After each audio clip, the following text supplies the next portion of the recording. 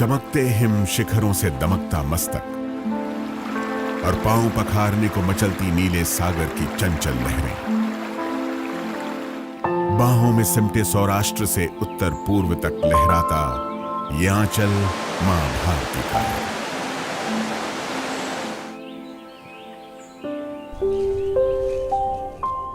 जिसकी छांव में मानव सभ्यता के इतिहास और विकास की गाथाएं लिखी गई। आध्यात्म और सेवा आदिकाल से ही इस भारत भूमि की विशिष्ट पहचान रही है।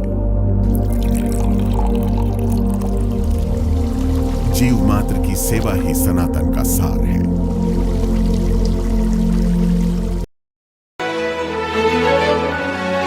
भारत म्यांमार के सीमावर्ती जंगलों से लेकर राजस्थान के रेतीले बंजरों के डेरे तक, हिमालय की गोद में बसे टिमटिमाते बर्फीले इलाकों से हिंद महासागर को चूमते अनगिनत निश्चल गांव तक, ऐसे ही कई लाखों हाथ एकजुट होकर सेवा भारती बन गए हैं।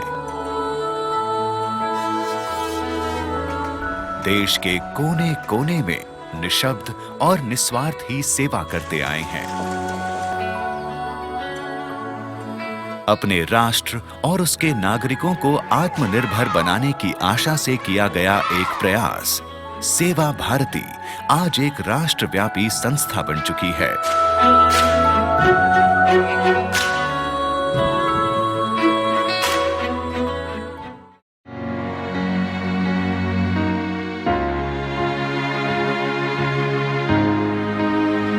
बड़े बड़े शहरों की छोटी छोटी बस्तियां, जयपुर के भव्य महलों के बीच ऐसी ही कुछ बस्तियां हैं,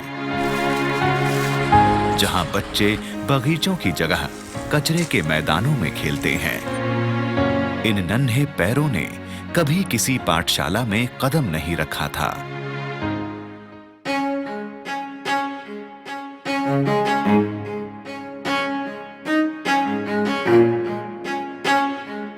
आज उम्मीदों की स्लेट लिए, सपनों को बस्ते में जमाकर, हौसलों की बेल्ट लगाकर, कमर कसकर अपने उज्जवल भविष्य की ओर चलते हुए एक अनोखी पाठशाला जा रहे हैं। एक ऐसी पाठशाला जिसके दरवाजे हर किसी के लिए हमेशा खुले हैं।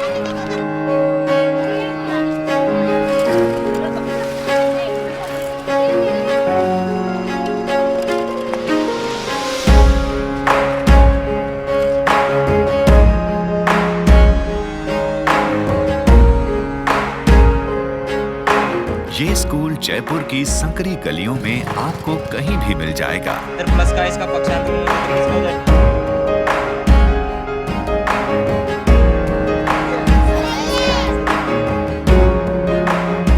इस पोर्टेबल पाठशाला की जननी हैं श्रीमती विमला। वे खुद सिर्फ 8वीं पास हैं, लेकिन इन्हीं की इच्छा और प्रयास के कारण ये पाठशाला साकार हो पाई। कुछ 15 साल पहले इन्होंने अपने घर के पास बसी बस्तियों के बच्चों की देखभाल करना शुरू किया। उनको शिष्टाचार और स्वास्थ्य संबंधी बातें सिखाईं और धीरे धीरे उन्हें पढ़ाना शुरू किया। राधा उन्हीं बच्चों में से एक थी।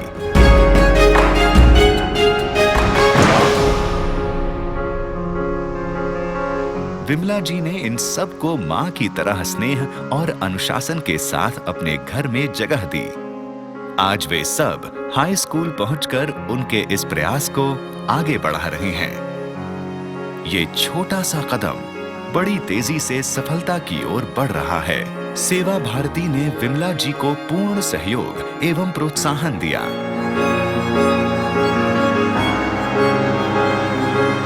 तो हमारे चाचा ऐसे बोलते हैं कि पढ़ लिख कर क्या करोगे, अब तो तुम घर में बैठो और तुम्हारी शादी कर देंगे फिर तुम अपने घर चले जाना। पढ़ लिख कर तुमको कलेक्टर तो बनना नहीं है, ना ही हमारे समाज में अभी तो कोई बना है ऐसा बड़ा।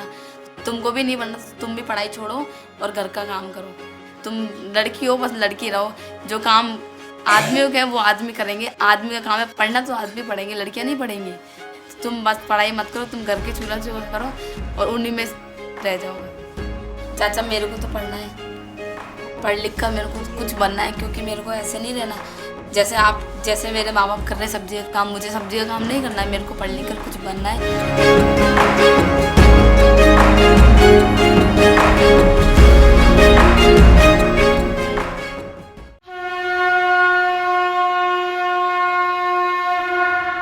केदारनाथ जी के दर्शन के लिए आए थे और यहाँ पे पैर फिसलने के कारण पैर में फ्रैक्चर हो गया, तो स्वामी विवेकानंद हेल्थ मिशन में लेकर आए। यहाँ पे हमारी बहुत अच्छे से देखभाल हुई और बहुत अच्छे से सबने बहुत सपोर्ट किया। भगवान केदारनाथ के दर्शन के लिए आया। रास्ते में मेरे कुछ पत्थर से चोट लगी थी। मैं मेडिकल एड के लिए विवेकानंद हॉस्पिटल पहुंचा और यहाँ मेरे को मेडिकल एड अच्छी तरह से दिए गए। बद्रीनाथ और केदारनाथ में चल रहे ये अस्पताल उस पुण्य संकल्प की नई कड़ी है जिसे 7 साल पहले राष्ट्रीय स्वयंसेवक संघ के कुछ समाजसेवी डॉक्टरों ने लिया और स्वामी विवेकानंद स्वास्थ्य मिशन का गठन किया। 10 मई 2012 को देवभूमि उत्तराखंड की राजधानी देहरादून के करीब धर्मावाला में इस मिशन का पहला अस्पताल तैयार हुआ, जो आज इस इलाके में लाखों लोगों को निःशुल्क आधुनिक चिकित्सा सुविधा प्रदान कर रहा है। वर्तमान में यह छोटा सा क्लिनिक एक बड़े मल्टी स्पेशलिटी हॉस्पिटल का रूप ले चुका है। इस समय सोसाइटी के द्वारा पूरे उत्तराखंड में 8 चैरिटेबल हॉस्पिटल का संचालन हो रहा है। अभी तक 4 लाख से अधिक रोगियों का यहाँ उपचार करा जा चुका है और 2000 से ज्यादा सफल मेजर सर्जरी भी यहाँ पर हो चुकी है। धर्मावाला से शुरू हुआ ये स्वास्थ्य अभियान 4 धाम यात्रा मार्ग पर आगे बढ़ता गया।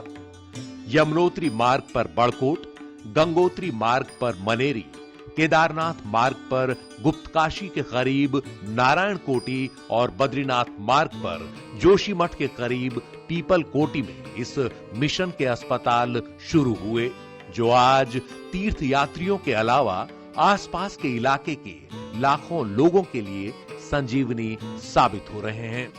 मिशन जल्द ही गंगोत्री और यमुनोत्री में भी ऐसे अस्पताल खोलने की ओर अग्रसर है।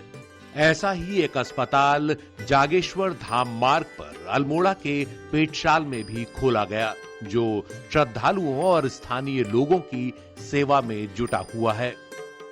इस मिशन की ये पहल अब स्वास्थ्य से आगे समाज को आत्मनिर्भर बनाने की ओर बढ़ चली है। Our segment is the traditional soul of Mana village for a range of shawls. Let the show begin. Fashion show की ये तस्वीरें आपको हैरान कर रही होंगी। ये शो नोएडा के इंटरनेशनल एक्सपो सेंटर में हुआ। यहां रैंप पर कैटवॉक करती जो मॉडल्स आप देख रहे हैं, उन्होंने उत्तराखंड के आखिरी गांव माणा की महिलाओं द्वारा बुने और बनाए गए कपड़े पहने हैं। ये तस्वीर सीमांत गांवों की महिलाओं के हुनर की कहानी कह रही है।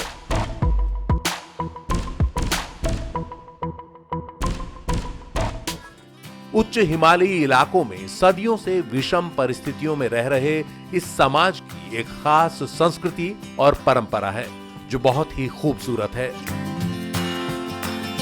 उसी की एक खासियत है ये विशिष्ट हस्तशिल्प और हथकरघा उद्योग। लेकिन वाजिब कीमत और खरीदार न मिलने से ये हुनर धीरे धीरे खत्म होता जा रहा था। स्वामी विवेकानंद स्वास्थ्य मिशन की ताजा पहल इस हुनर को देश और दुनिया भर में पहुंचाने से जुड़ी है, ताकि इन ग्रामीण इलाकों के लोगों और खास तौर पर महिलाओं को आर्थिक तौर पर सक्षम बनाया जा सके। इसी दिशा में सीमांत गांव माणा, बामणी, ढिंगराण और पांडुकेश्वर की महिलाओं को विशेष प्रशिक्षण देने के लिए दिल्ली बुलाया गया। यहां उनके हुनर को तराशने के लिए export promotion council of handicrafts यानी EPCH की मदद ली गई। EPCH के विशेषज्ञों ने सीमांत इलाकों में पाली जाने वाली भेड़ों की ऊन को परिष्कृत करने से लेकर उसे रंगने, उसकी कताई और बुनाई का विशेष प्रशिक्षण इन महिलाओं को दिया। फलस्वरूप उनके बनाए वस्त्र इस फैशन शो तक पहुंचे। यही नहीं, गुणवत्ता में सुधार से इन वस्त्रों को एक नया बाजार मिला और उनकी कीमत भी कई गुना बढ़ गई। ये सिलसिला आगे भी बना रहे, इसके लिए माणा और घिंगराण गांव की करीब 40 महिलाओं को ईपीसीएच के माध्यम से दिल्ली में 5 महीने का विशेष प्रशिक्षण दिया जा रहा है। इस साल उत्तराखंड की नीति और माणा घाटियों के कई गांवों की महिलाओं को यह प्रशिक्षण उनके ही गांवों के करीब देने की तैयारी है। ये पहल पलायन का शिकार होते इन इलाकों में उम्मीद की एक नई रोशनी लेकर आएगी। उत्तराखंड में पलायन की समस्या के हल की ओर स्वामी विवेकानंद स्वास्थ्य मिशन की एक और कोशिश बागवानी और बीज उत्पादन को बढ़ावा देने के तौर पर शुरू हुई है।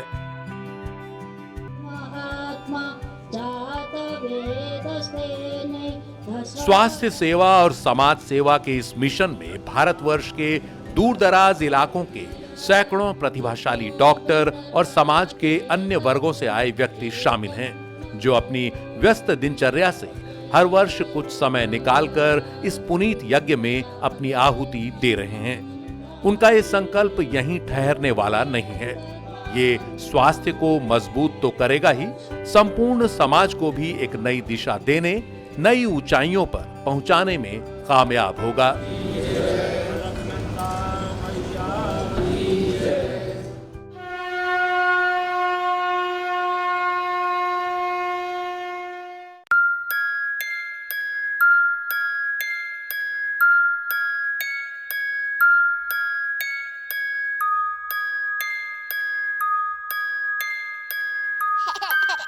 जो हमें इस संसार में लेकर आती है, आंखें खोलते ही जिसका चेहरा हम सबसे पहले देखते हैं, जिसके स्पर्श से हम चैन की नींद सोते हैं, जिन हाथों को पकड़कर हम अपना पहला कदम लेते हैं, ममता के उस स्पर्श, उस आंचल की छांव से अनभिज्ञ है ये मासूम बच्चे, लेकिन फिर भी स्नेह से वंचित नहीं हैं।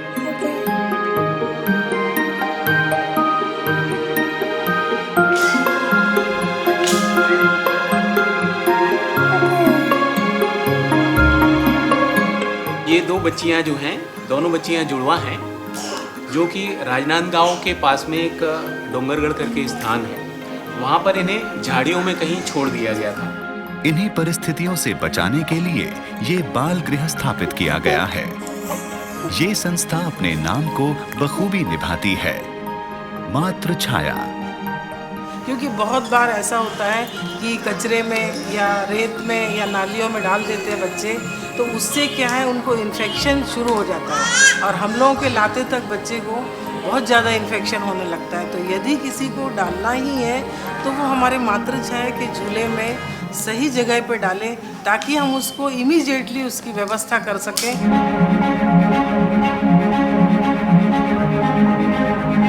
एक माँ की तरह स्नेह और परवरिश प्रदान करती ये संस्था इन नन्हे बच्चों के लिए एक बड़ा परिवार है।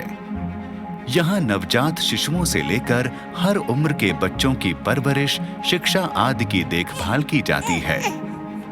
मातृ छाया इन बच्चों के लिए स्नेह और संस्कार से भरा एक घर है। साथ ही ये संस्था इन बच्चों के लिए योग्य परिवार की तलाश भी जारी रखती है। 15 जुलाई 2004 से लेकर के आज तक 228 बच्चों का यहाँ पर आगमन हुआ है और लगभग मान के चलिए कि 160 बच्चों को उनमें से एडॉप्शन में दिया जा चुका है, योग्य दंपतियों को, जो कि बच्चे का पालन पोषण करने के लिए सक्षम है।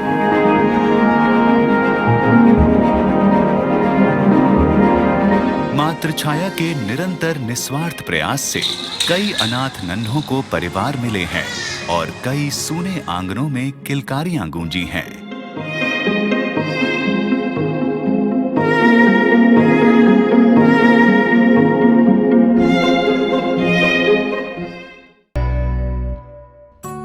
केरल, ऐसी भूमि जिसका आंचल प्रकृति ने सारी सुंदरता से भर दिया है।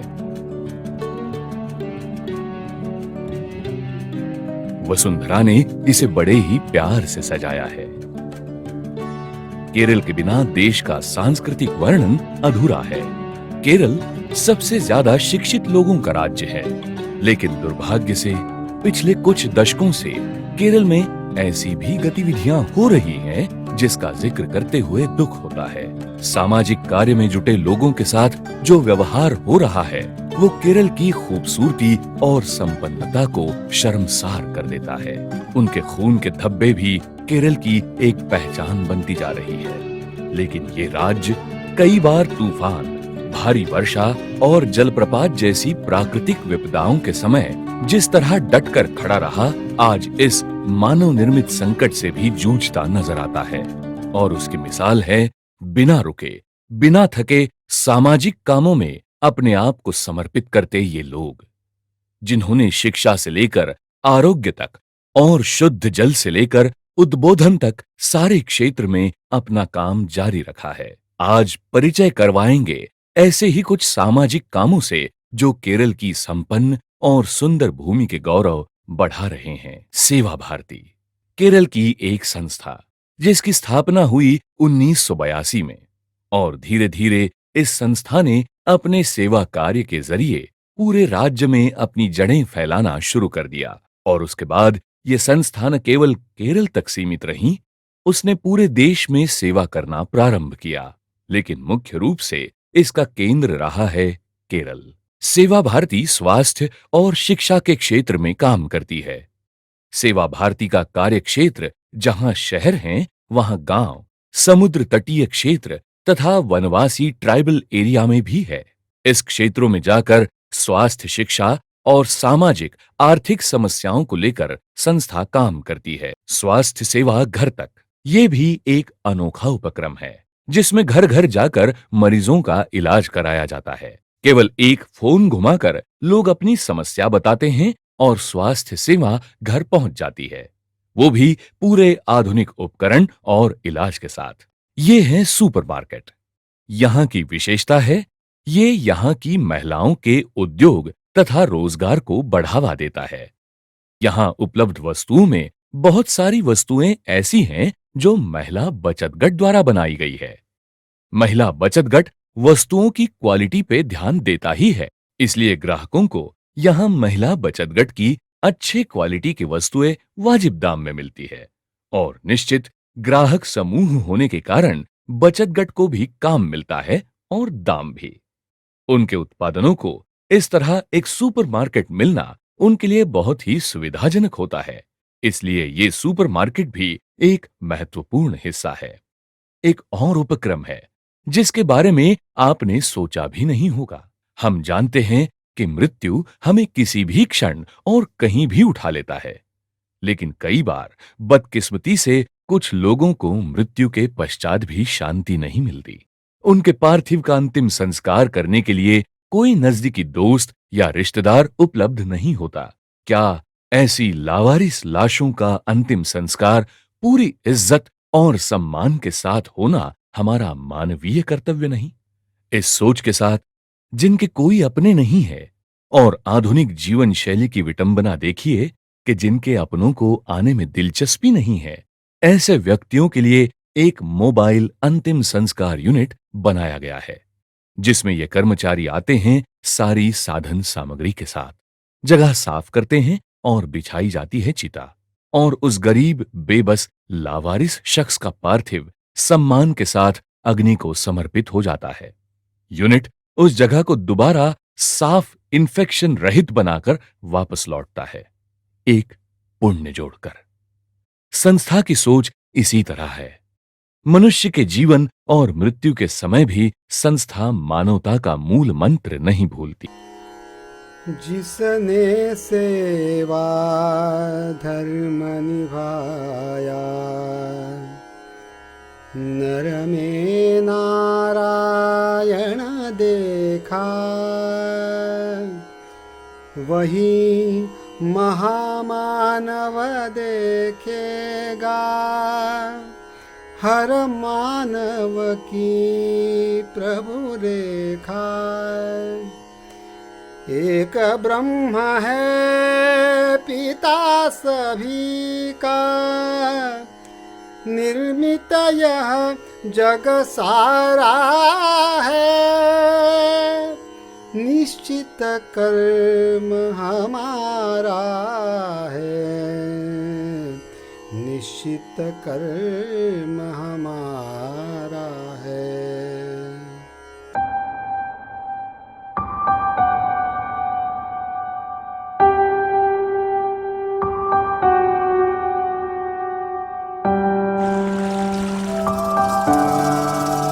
पुरातन समय से हस्तशिल्प कला इन वनवासियों के लिए एक सांस्कृतिक धरोहर के रूप में मौजूद है। अरुणाचल के मूल निवासी इस कला का कई सालों से अभ्यास करते आ रहे थे। इन वनवासियों का हस्तशिल्प कौशल और नवाचार बढ़ाने सेवा भारती कई प्रशिक्षण शिविर आयोजित करती है। सेवा भारती ईटानगर वालों टर्निंग इनो मिलांगो अंताई अन्ना बेलोंगो भम को भम पिमांगा इदो मुक येनम भाग दे वाक येनम इनको सुपर सेट आती आई देखे के मो इनो मितोका इदो ला हमो मुक आ मिंको लो ngो माने हमो बुना इदों को नेलो के ngो आरेगाना मिदों इदो कम आरेगाना दोके इदो मुर को पैसा पांको का मंगाई इनाम लेगा हमो आ इलोंग महिलांग को ला आई का इलोंग होक बांगो दोलांग को बिए महिलांग हमें atau bona itu उगते सूरज की किरणों संग मुस्कुराते चेहरों को इंतजार है ऐसी शख्सियत का जो कईयों के आदर्श हैं।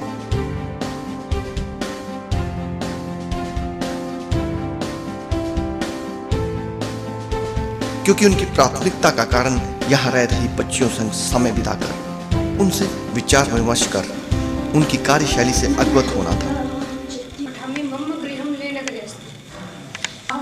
कक्षायां पठामि मम गृहं विलापनगरे अस्ति। कमरे और 11 छात्राएं थी। बस में जो भी देख कर कहते हैं यहाँ के पहले बच्चे 9 छात्राएं जो है वो अब हमारे छात्रावास में धीरे धीरे करके निर्माण हो रहा है। इलाज धर्म दिया जी जुजारने साढ़े बिसीने आंधे बिछुड़। यहाँ रहकर पढ़ने वाली बच्चियां आत्मनिर्भर स्वावलंबी हो ऐसी तस्वीर बनकर समाज के सामने उभरी हैं जो हर किसी लड़की के लिए प्रेरणादायक है। वो जानती हैं कि उनके कंधों पर सेवा भारती के तमाम प्रयासों का गहरा रिश्ता है जिन्हें वो अपना जान पूरी शिद्दत के साथ निभा रही हैं।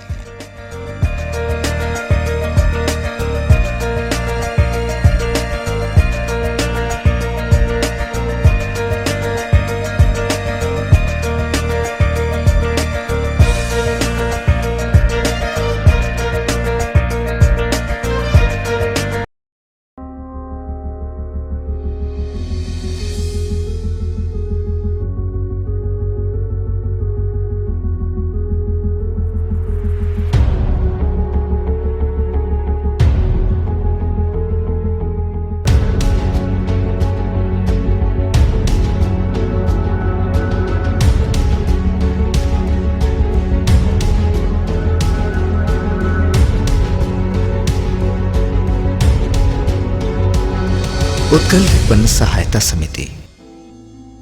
सेवा एक मानवीय संवेदना है जो मनुष्य के मनुष्य होने को सार्थक करती है। एक ऐसी विचारधारा लिए समाज के उपेक्षित तथा वंचित वर्ग के उत्थान को अपना ध्येय स्वीकार करते हुए ओडिशा की सांस्कृतिक राजधानी कटक शहर में 1982 में अस्तित्व में आई उत्कल विपन्न सहायता समिति।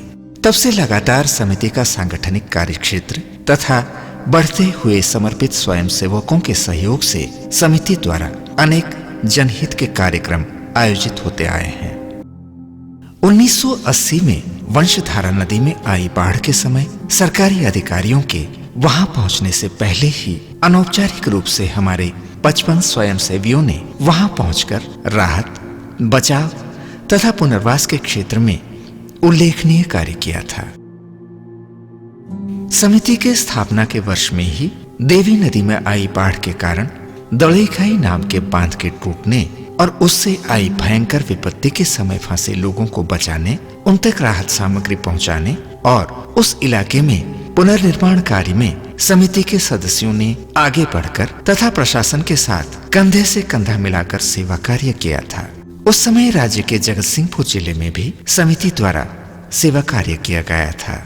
उसी तरह केंद्रापड़ा जिले में भी बाढ़ पीड़ितों को राहत सामग्री के रूप में सहायता दी गई थी। यहाँ तक कि बेघर लोगों के लिए समिति की ओर से घर भी बना दिए।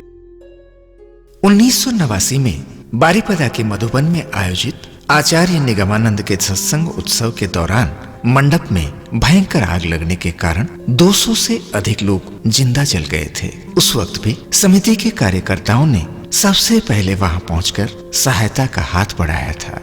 1999 में आया था महाचक्रवात। उड़ीसा के समुद्र तटीय इलाकों में इसने रचा था विनाश का तांडव। उस वक्त उत्कल विपन्न सहायता समिति के 12,000 स्वयंसेवियों ने अपना सब कुछ छोड़कर प्रभावित इलाकों में महीनों तक अपनी सेवाएं प्रदान की थी। यहाँ तक कि इस चक्रवात से अपने परिवार का नुकसान होने के बावजूद भी कुछ स्वयंसेवियों ने उसकी परवाह न करते हुए सेवा कार्य में स्वयं को समर्पित किया था। मलबा साफ करना और मृतकों का दाह संस्कार कार्य उस समय की बड़ी चुनौतियां थी। इसे स्वीकार करते हुए इस विपदा में जीवित बचे लोगों के बीच कंबल, पॉलिथीन और लालटेन आदि का वितरण कर उनके जीवन की प्राथमिक आवश्यकताओं को पूरा करने का प्रयास समिति द्वारा किया गया था।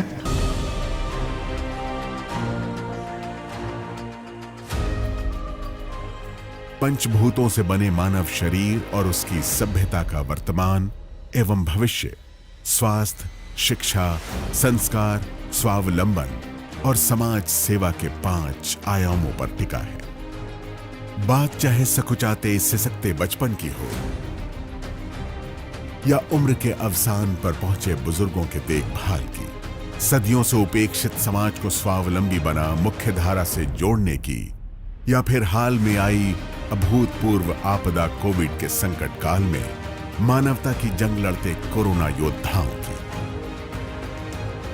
हम सब लोग मिलकर आत्मविश्वास से इस अपने देश और अपने समाज के अपनत्व को मन में रखकर इस देश को इस संकट से निकालकर सारे विश्व की मानवता का नेतृत्व करने वाला देश बनाने के लिए आत्मविश्वास पूर्वक प्रयत्नों का, परिश्रमों का सातत्य अपने कर्तृत्व में रखकर फिर एक बार हमको सक्रिय होना पड़ेगा।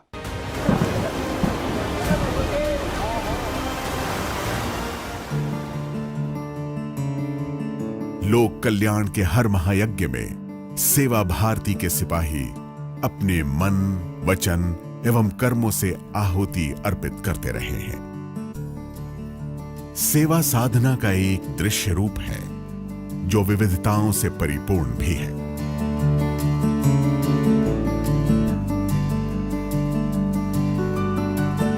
जब अपनों से मिला तिरस्कार भी दूसरे उपेक्षितों की सेवा को प्रेरित करे, इस धरती पर चांपा की कातरे नगर सरीखी बस्ती तभी बसती है।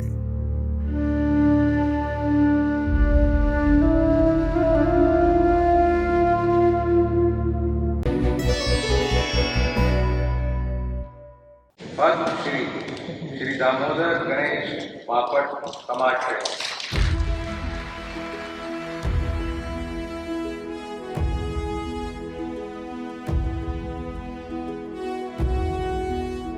ये नमन था उस सेवा भाव को जिसने अपने जीवन के 50 बरस उन रोगियों की शुश्रूषा में बिताए जिन्हें देखकर लोग घृणा से मुंह फेर लेते हैं।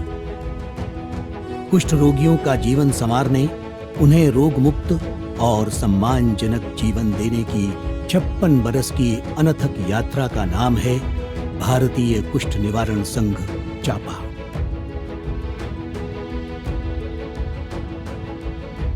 पुरस्कार जिन पुरोधाओं को पुरस्कृत कर स्वयं सम्मानित होते हैं, ऐसे कर्मयोगी दामोदर गणेश बापट विनम्रता से इसे अपनी उपलब्धि मानने से इनकार कर देते हैं। बापट जी की माने तो ये संस्था उस तपस्वी के तप का प्रभाव है जिसने खुद की पीड़ा को भूलकर अपने जैसे अभिशप्त कुष्ठ रोगियों की पीड़ा हरने के लिए अपना सर्वस्व होम कर दिया।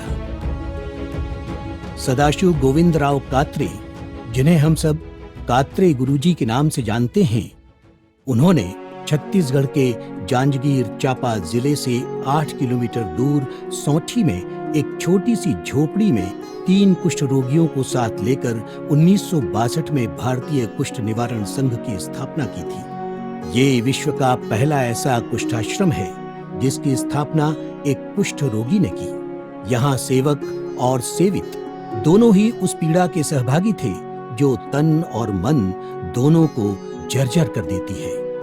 आज सौठी कात्रे जी के नाम पर कात्रे नगर कहलाता है। किंतु इतिहास में कुछ ऐसे दर्दनाक सच छुपे हैं जो एक कर्मयोगी की अग्नि परीक्षा की कहानी कहते हैं। सौठी और आसपास के गांवों के लोगों ने इस आधुनिक संत को अपमान, तिरस्कार और उपेक्षा की भट्टी में जलकर कुष्ठाश्रम के लिए संसाधन जुटाते हुए देखा है। एक साधारण रेलवे कर्मचारी सदाशिव गोविंदराव कात्रे जी का जीवन कष्टों की अंतहीन यात्रा है। 55 बरस की उम्र में जब उन्हें कुष्ठ रोग ने घेरा तो उनसे उनका सब कुछ छीन लिया। इलाज के लिए बिलासपुर के मिशनरीज के हॉस्पिटल पहुंचे तो पता चला कि ठीक होने की कीमत मतांतरित होकर चुकानी होगी। बाल्यकाल में पिता को खोकर, युवावस्था में पत्नी का बिछोह और पुत्री के तिरस्कार के बाद भी जो व्यक्ति नहीं टूटा वो अपनी धर्म और संस्कृति के छिन जाने के भय से विद्रोह कर उठा। क्या कुष्ठ रोगी के भाग्य में जीते जी नरक भोगना, भीख मांगना ही लिखा है? उसकी मृत्यु के बाद क्या? जो समाज इन्हें जीते जी एक गिलास जल देने को तैयार नहीं, वो समाज उनके मृत शरीर का सम्मानजनक विधि से संस्कार करेगा? ये प्रश्न कात्रे जी को मथते रहे।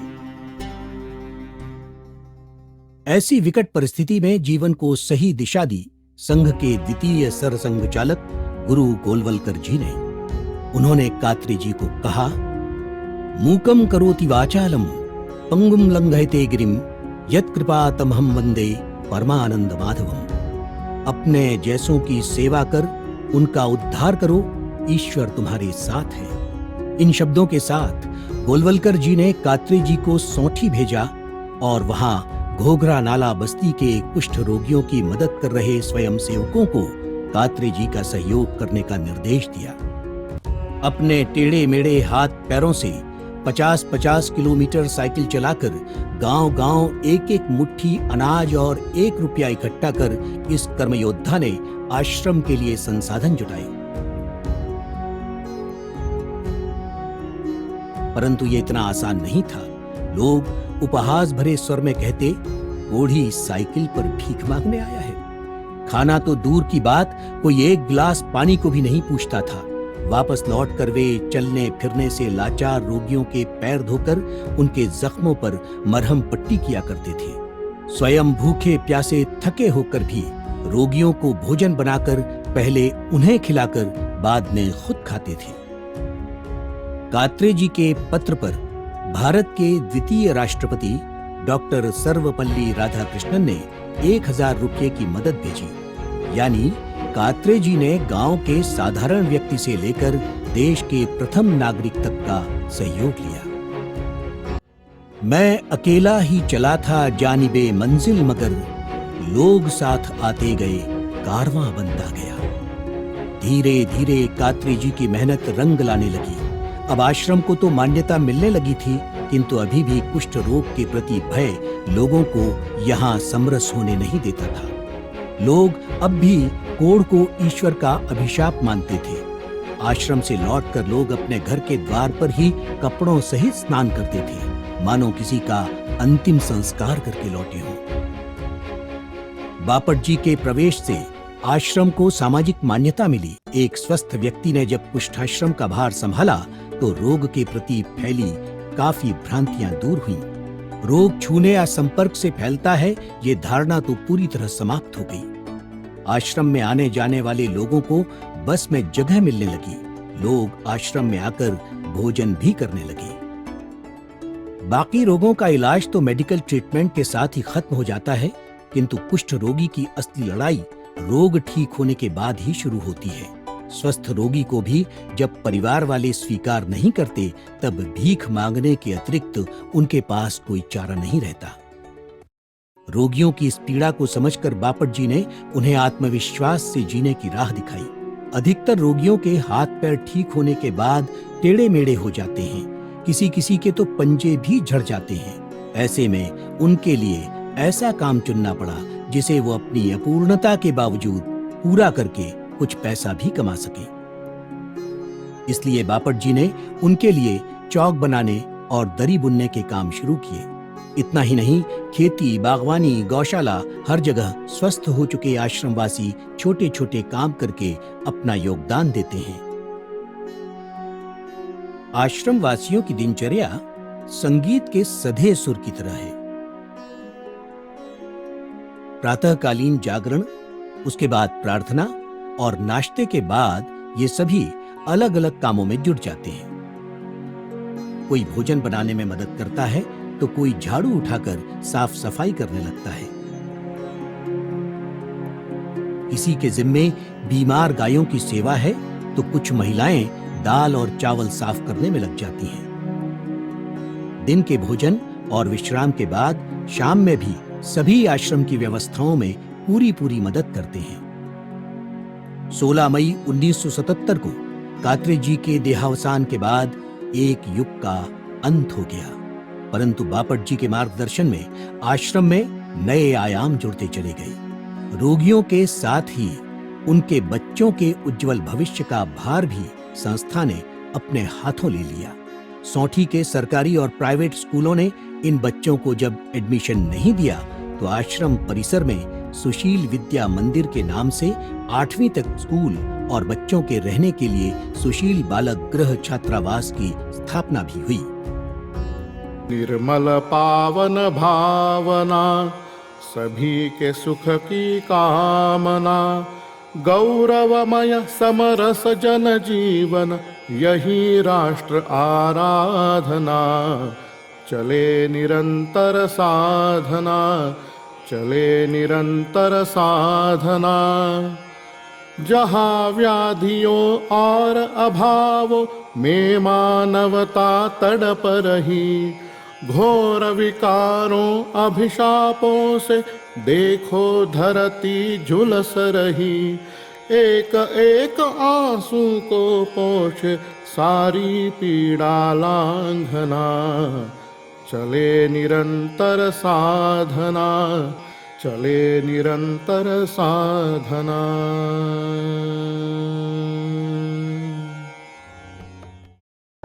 कोई 7 दशक बीत गए जब दृष्टि दोष ग्रस्त एक संत बिजली के खंभे से टकरा कर गिरे।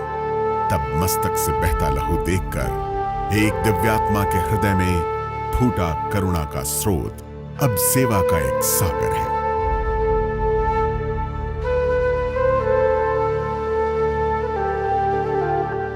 चित्रकूट में पूज्य सद्गुरु द्वारा शुरू की गई यह सेवा स्थली आज आसपास के इलाकों समेत कई प्रदेशों के लाखों लोगों की नेत्र चिकित्सा में अग्रणी है और पूरे एशिया में अपनी पहचान हासिल कर चुकी है।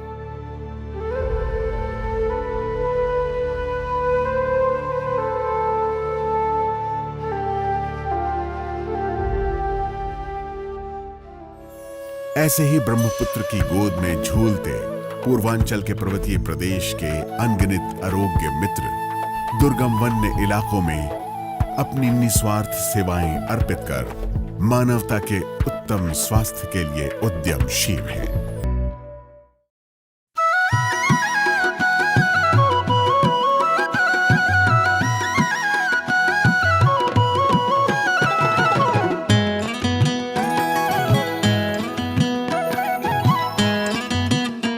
पूर्वोत्तर भारत में धर्म पताका, पीछे अपने आंचल में समंदर समेटे बह रही है ब्रह्मपुत्र नदी, सबकी पालनहार। यह अपना जब रौद्र रूप दिखाती है तब उत्तर पूर्व राज्यों में त्राही त्राही मच जाती है।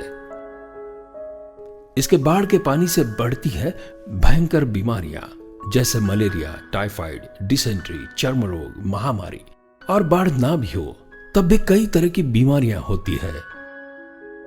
इन सब बीमारियों से निपटने के लिए सरकारी इंतजाम पर्याप्त नहीं होते। पूर्वोत्तर भारत के राज्य आसाम, नागालैंड, मणिपुर, त्रिपुरा, मिजोरम, अरुणाचल प्रदेश, हिमाचल प्रदेश, मेघालय, यहां के लोगों की सहायता कौन करता है? लोग अपने स्वास्थ्य को कैसे ठीक रखते हैं? इसका उत्तर है आरोग्य मित्र। आरोग्य मित्र कार्यक्रम सेवा भारती पूर्वांचल द्वारा चलाया जा रहा है। यह कार्यक्रम 1998 से अब तक निरंतर चल रहा है। कैसे काम करते हैं ये आरोग्य मित्र?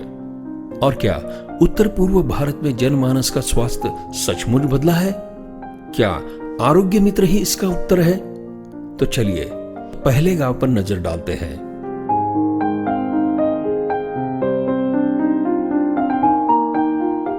असम में गुवाहाटी से 70 किलोमीटर दूर गांव सिपाझाड़। हरियाली, सुपारी के बड़े बड़े पेड़ जिन्हें तांबुल कहते हैं, और इन सब के बीच यह पक्का घर, सेवा भारती का स्थान। घर के अंदर उपचार चल रहा है। उमेश चंद्र सहारिया आरोग्य मित्र अब तक 4000 लोगों का उपचार कर चुके हैं, और जिनका उपचार चल रहा है वो 4001 नंबर है। एक सुई जैसा औजार लेकर हाथ में इस हिस्से पर जोर से दबा देते हैं। शायद ये एक्यूपंक्चर है।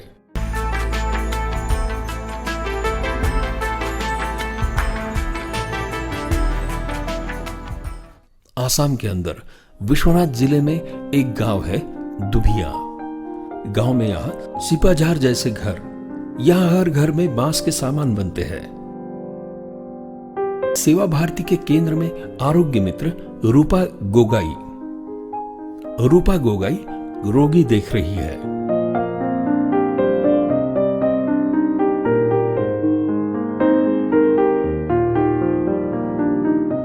अचानक फोन आता है।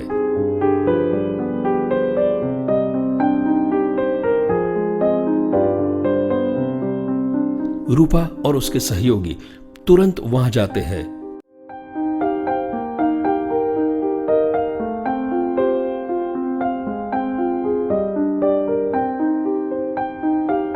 पता लगता है कि रोगी के पेट में दर्द है। वो जांच पड़ताल करके दवाइयां देती है। रूपा 5 साल से इसी तरह उपचार करती है, और वे कहती है कि 5 रुपए में रोगी को ठीक करती है। इसके लिए वो ज्यादातर होम्योपैथी उपचार करती है। गांव वालों को न सिर्फ केवल स्वास्थ्य संबंधी समस्याओं का आराम मिलता है, बल्कि दूर के अस्पताल जाने से भी वो बच जाते हैं। लोगों को भी एलोपैथी दवा से होम्योपैथी दवा अच्छी लगती है। मतलब रोगी को उनके मन के हिसाब से ट्रीटमेंट मिल रहा है। इसीलिए वो अस्पताल जाने से आरोग्य मित्र के पास आना ज्यादा पसंद करते हैं। घने जंगलों में निवास करने वाले हमारे मनीषी अपने योग, ध्यान, जप और तप के जरिए समाज कल्याण के प्रति समर्पित रहे। समर्पण भारतीय संस्कृति की एक परंपरा है। सदियों की गुलामी से छत विक्षत भारतीय समाज को राष्ट्रीय सूत्र में पिरोते हुए आगे ले जाने का अक्षय ऊर्जा स्रोत सेवा भारती का समर्पण ही रहा है।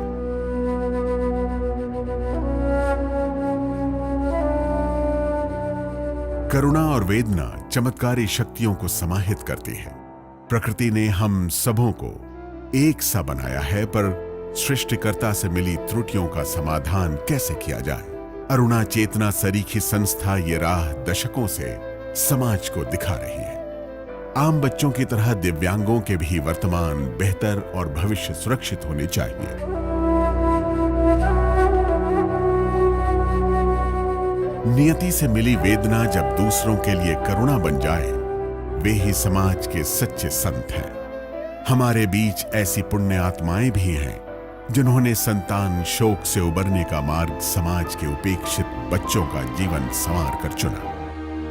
पूजित मेमोरियल ट्रस्ट जोखिम भरे गुमनाम और बेसहारा बचपन के लिए एक अटूट रिश्ते और भरोसे का नाम है। राष्ट्रीय स्वयंसेवक संघ के कार्य में एक संस्कारों के रूप में हम इस भावना को हमेशा ही जागरूक रखते आए हैं कि ये देश में फैला हुआ सारा समाज ये अपना समाज है। इस पर आए हुए संकट ये मेरे ऊपर आए हुए संकट है, ऐसा हर व्यक्ति माने, इस दिशा में हम लोग प्रयास करते हैं। कर्नाटक का हिंदू प्रतिष्ठान नीले बच्चों के लिए बनी सिर्फ आश्रय स्थली ही नहीं है, ये बच्चों के शिक्षा संस्कार को लेकर घर परिवार की भूमिका निभाता है, तो बड़े होने पर आत्मनिर्भरता के लिए रोजगार के रास्ते भी खोलता है।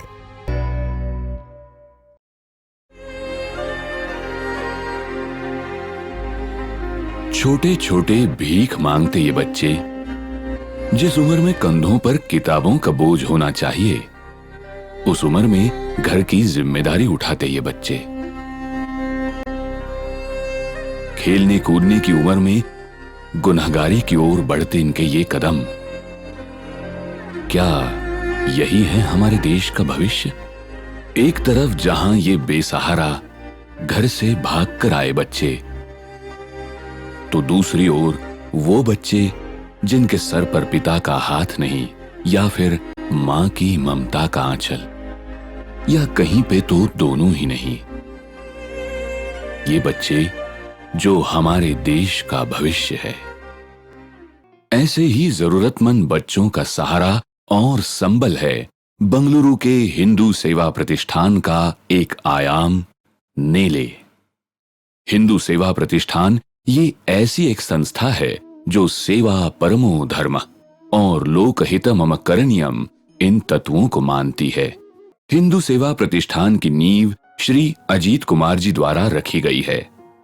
श्री अजीत कुमार जी बंगलोर यूनिवर्सिटी के बहुत ही होनहार छात्र रहे हैं।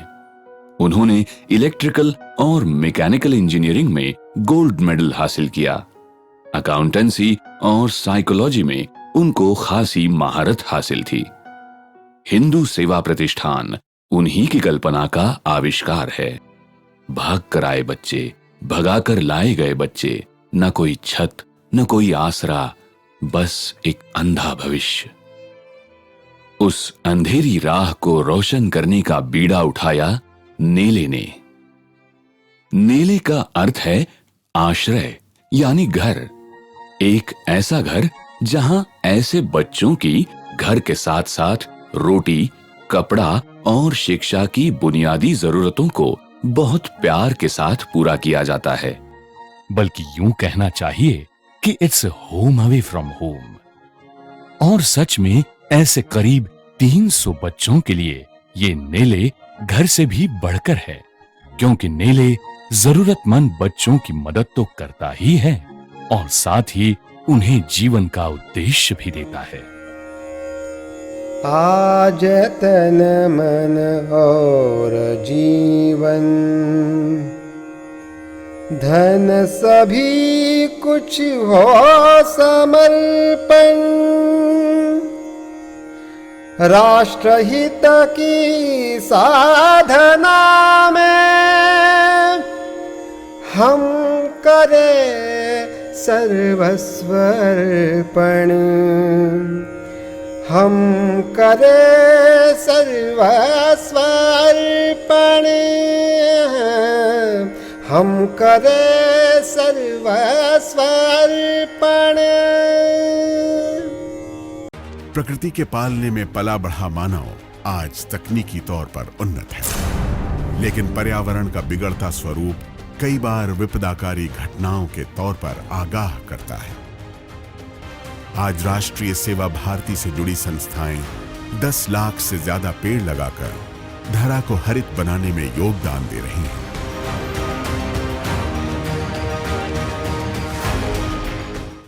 समस्त मानव के प्रति संवेदना हमें उन कल्याणकारी लक्ष्यों की ओर प्रेरित करती है जो आमतौर पर पहुंच से बाहर माने जाते हैं। दुर्गम और विषम भौगोलिक परिस्थितियों में अपनी सांस्कृतिक विरासतों को सहेजे वनवासी समाज को मुख्य धारा में लाने की कोशिश ही काफी नहीं, उनके मानवोचित जीवन के लिए जरूरी शिक्षा, स्वास्थ्य और रोजगार जैसी बुनियादी सेवाओं की जरूरतें भी पूरी होनी चाहिए।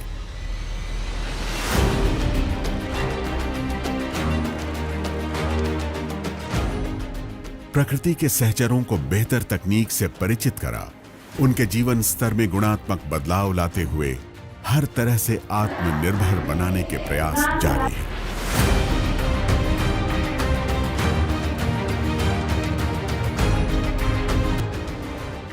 कुदरत का क्रुद्ध रूप भीषण विनाशकारी होता है, चाहे तटीय प्रदेशों का चक्रवर्ती तूफान हो या हिमालय की गोद में बसे कश्मीर में आई बाढ़, लेह में बादल फटने की त्रासदी हो अथवा लातूर में फटी धरी से मचा प्रलय। स्वयं सेवकों का समर्पण मानवता की मिसाल बन चुकी है। वैश्विक महामारी कोविड-19 के आपदा काल में जब आम जनजीवन थमा रहा, गली कूचों को सूना छोड़ बेबस लोग घर में दुबके रहे। दिन हो या रात, सेवा भारती की सेवा बिना थमे चलती रही। अपने कोरोना योद्धाओं के दम पर सरकार व प्रशासन से तालमेल बना लाखों प्रवासियों और बेघरों की मदद से लेकर समाज के कमजोर तबके तक खाना और स्वास्थ्य सरीखी जरूरी सेवाएं पहुंचती रहीं। लेकिन केवल सहयोग की भावना से काम नहीं चलता। आपदा से लड़ने के लिए आवश्यकता होती है नियोजनबद्धता की, एक सुनियोजित तरीके की, एक वेल प्लान्ड एक्शन फोर्स की। हालांकि देश भर में कई सारी सामाजिक, धार्मिक तथा राष्ट्रीय सेवाभावी संस्थाएं हैं जो ऐसी आपदाओं के वक्त अपने कार्यकर्ताओं के साथ कूद पड़ती हैं, जान जोखिम में डालकर भी काम करती हैं।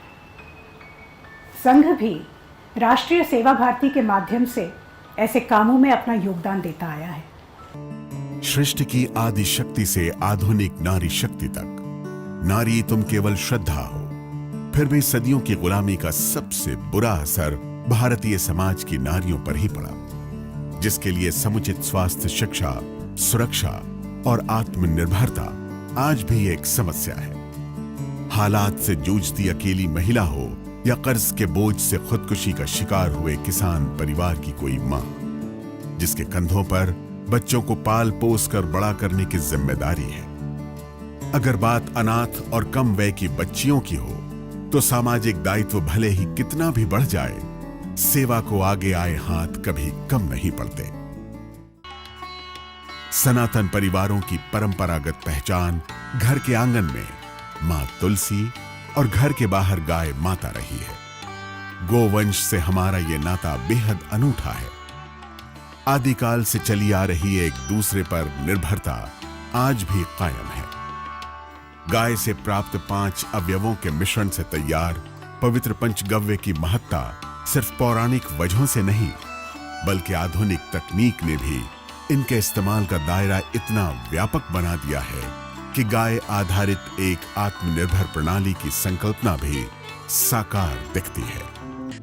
सेवा भारती की सहयोगी शाखा माधव गो विज्ञान अनुसंधान केंद्र इस दिशा में नित्य नई मंजिल की ओर अग्रसर है।